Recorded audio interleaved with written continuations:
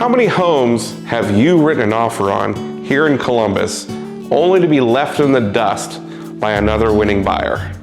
Hello, I'm John Styer, the owner of the Styer Group and realtor with Red One Realty here in Columbus, Ohio. In this video, I'm going to talk to you about the necessary tools to write a winning offer here in Columbus. Thanks for watching.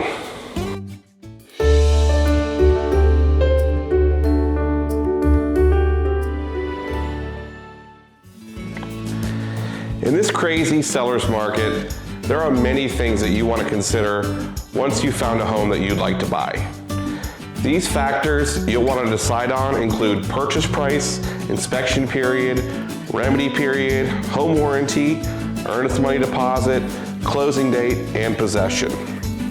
Beyond that, there are strategic decisions that you want to make when you're writing an offer. Tools like an escalation clause, appraisal gap, and closing costs.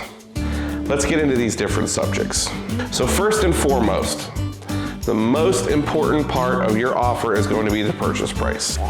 You and your realtor will look at many such factors such as area comps, the current state of the market, and others. And these will help you determine what is a good purchase price to offer. The purchase price is the first thing the seller and listing agent are going to see and will serve as a foundation for the rest of your contingencies. In this market, almost all properties are being sold over list by an average of 5 to 14%. As part of your offer, you can determine if you want to write in an inspection period, which is a certain number of days that you have as a buyer to perform any and all inspections. This is usually 7 to 10 days, but can vary from contract to contract. So we will do another video that goes over how the inspection period works. Generally, the shorter the inspection period, the more advantageous to the seller. Be advised, in this hot market, there are buyers who are writing offers waiving inspection. It is always advised that you do an inspection. But waiving it is extremely attractive to sellers, and that's why you see buyers doing it. After your inspection period comes the remedy request period.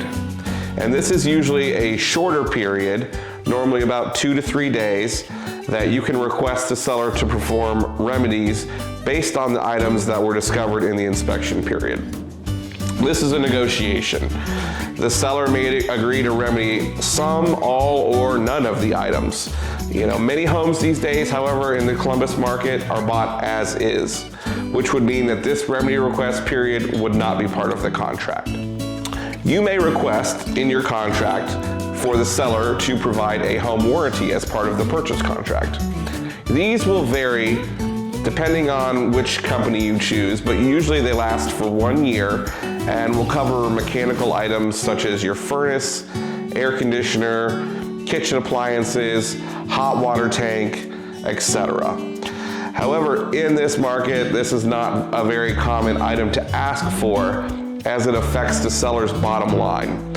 So this is an item you may purchase on your own if it makes you feel more comfortable, and usually costs in the $500 to $600 range. So you will want to consider with your realtor the amount of earnest money that you will contribute. This is a good faith deposit, usually $500 to $1,000, but sometimes up to $2,000, that you include in your offer to show the sellers that you are serious buyers. This money will be deposited into a trust account with your realtor's brokerage or with the title company who is handling the transaction.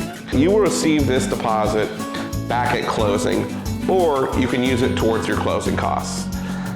As a negotiation tool, some buyers in this market are writing into their contract that the earnest money is non-refundable, meaning the seller will get the money if the transaction does not close for any reason.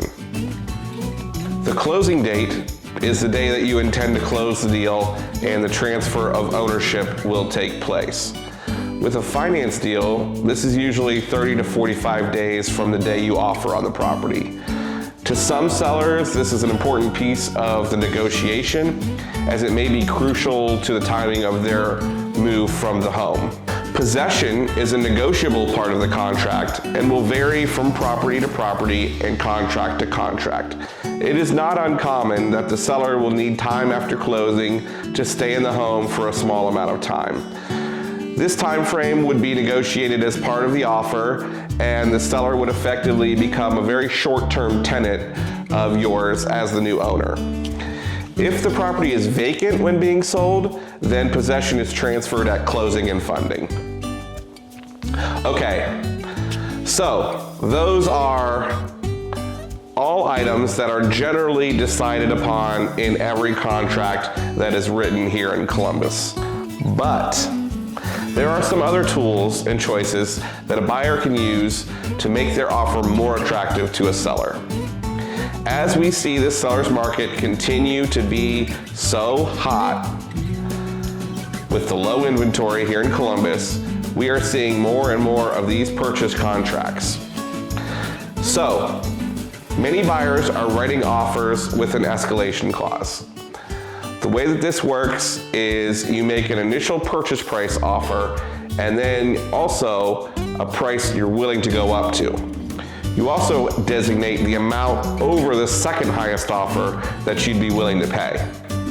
If the escalation clause is exercised to increase the purchase price, it is the duty of the selling agent to provide evidence of the next highest offer.